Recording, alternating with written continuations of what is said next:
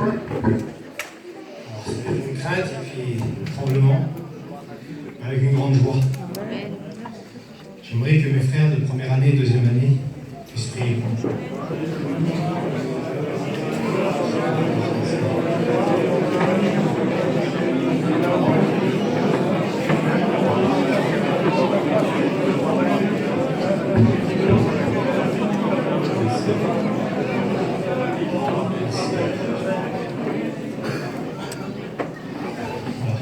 Vous savez, moi, le frère, tout à l'heure, j'avais préparé mon message hier.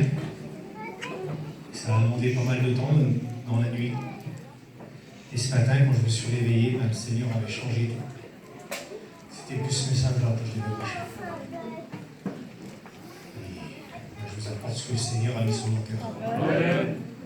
Malgré si j'ai un langage un peu difficile à m'exprimer, mais il y a le Seigneur qui est avec moi. Je ne compte pas sur mes forces, mais sur les forces du Seigneur. Alors j'aimerais que l'on parle d'un homme aussi ce soir. J'aimerais qu'on parle de la fidélité de Daniel et de sa foi. Pour ceux qui ont la parole de Dieu, ça se trouve dans Daniel 1, verset 8. Daniel résolut de ne pas se mêler, de se souiller avec les mets du roi. Et j'ai voulu voir ce que voulait dire le mot souiller. Et voilà ce que le mot souiller signifie. Polluer, tacher, contaminer. En un mot, c'est le péché. Mais Daniel, lui, ne voulait pas de cette nourriture qui était dédiée aux idoles. Mais Daniel garda son cœur et refusa de se compromettre. À la place, il mangea des légumes et but de l'eau. Et son visage était beau. Mais les jeunes gens qui mangeaient les mets du roi avaient un visage fatigué. Mais pas lui.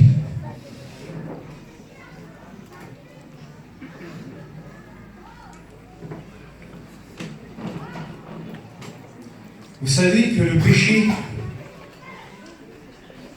marque le visage, marque les gens. Mais dans 1 Jean 1,7, la parole de Dieu nous dit que le sang de Jésus nous purifie de tout péché. Sois glorifié, Seigneur. Dans Daniel 3, verset 1, le roi fit une statue d'or de 60 coudées d'auteur et de 6 coudées de large, ce qui représente à peu près 30 mètres de haut sur 3 mètres de large. Mais le roi donna un décret dans la ville. Il ordonne que toutes les personnes dans la ville, ils doivent adorer, se prosterner devant cette statue. Et il dit, s'il y a des hommes qui ne se prosternent pas et n'adorent pas la statue, je les prendrai et je les jetterai dans la fournaise. Et là, il y avait des hommes, des Israélites, qui n'ont pas voulu adorer ce Dieu qui était fait de main d'homme. Et on les dénonça.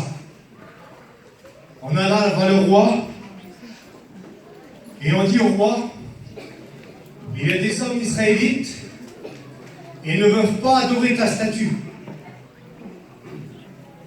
Et ces hommes se nommaient Shadrach, Meshach et Abednego. Et aussitôt le roi, pris d'une grande colère, envoya ses soldats pour les jeter dans la fournaise. Mais il dit avant de chauffer 7 fois plus la fournaise ardente. Et les soldats qui prendra ces hommes et qui les jeta dans la fournaise, ces soldats qui jeta ces hommes seulement rouvrant la porte de la fournaise, sont morts sur le champ. Ils sont morts directement. Et ces 3 hommes ont été jetés au milieu de la fournaise. Et le roi Nebuchadnezzar, après quelques instants, regarda dans la fournaise. Et dans la fournaise, il y vit 4 hommes. Il y avait un homme qui n'avait pas de lien et qui marchait dans la fournaise. Et là, le roi, étonné, demanda à ses soldats, « Combien d'hommes avez-vous jeté dans la fournaise ?» Et les soldats répondirent, « On en a jeté 3, mon roi. » Mais il dit, « Pourquoi ?» C'est l'an voisin, 4e, avec un visage de fils de Dieu. Sois glorifié, Seigneur. Et là, le roi commença à trembler et une grande peur l'envahit. Et il fait sortir ces hommes de la fournaise. Et ces hommes sortis de la fournaise, ces 3 hommes, Shadrach, Meshach et Abednego, ils sortaient, ils n'avaient aucune brûlure sur leur corps. Leurs cheveux n'étaient pas brûlés. Leurs vêtements ne sentaient même pas la fumée. Et là, le roi, il dit, il avoua que leur Dieu était le Dieu Tout-Puissant. Ce Dieu est notre Dieu.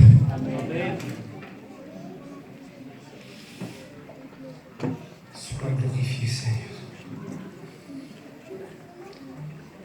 Et dans le psaume 34, verset 8, il est dit que l'Éternel,